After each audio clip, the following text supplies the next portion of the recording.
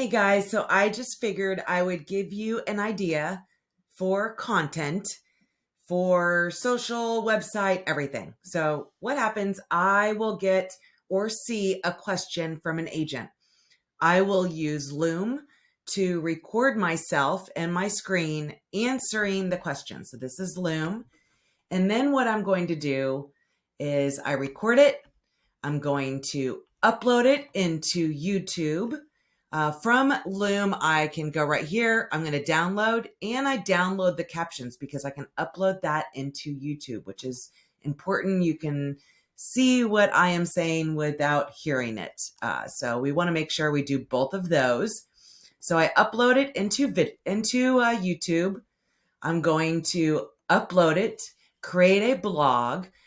This one, there is a lot of content. Typically, when I do the blog, I will do my quick screenshots. So that way I have the visual, but I also have a video. Just watch me. This one, because there's a lot of steps in it, I just basically have it as a video. So I do the blog on the video. Now what I'm going to do, here's my Canva YouTube thumbnail. That's super important. Now what I'm going to do is basically go into Canva, and I have a bunch of different templates. So coming over here, I have different templates, whether it's carousels, whether it's longer carousels, whether it's reels, all of that. So I have different templates. I just make a copy of the one I want to use because they are going to be a little separate.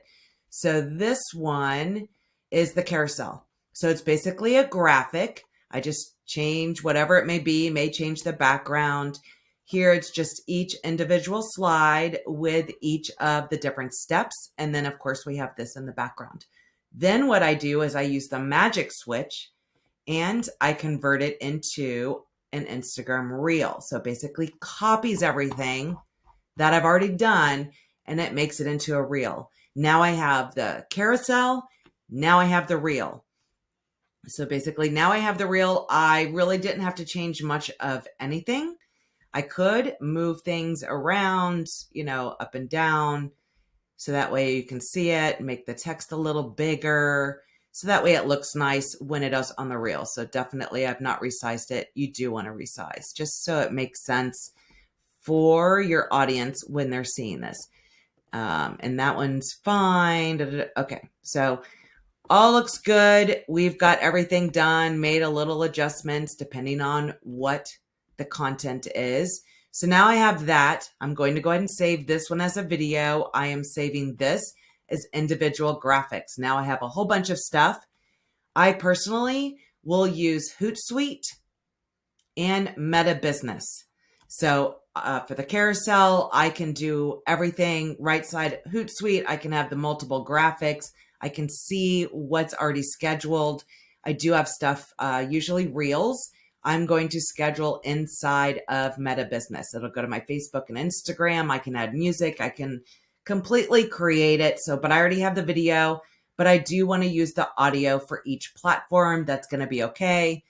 But this way it does do that. If I'm talking, I will do it organically using CapCut or making everything right inside of whatever platform I'm using.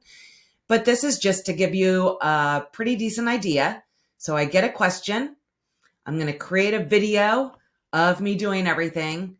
Then I'm going to create content from everything, uploading it onto YouTube, creating my blog. And now I'm going to create a reel and a carousel. Now I have all of those different formats for being able to schedule on social media. It does not have to be all at once, but of course I will take those reels or carousel, share them to my story using the link element to take them back to my blog. So it's all roads lead back to my website, a bunch of different types of content, which gives me a variety of different ways I can repurpose and share this over the next 4 or 5 months and longer, as long as the content doesn't get outdated. So hopefully that helps.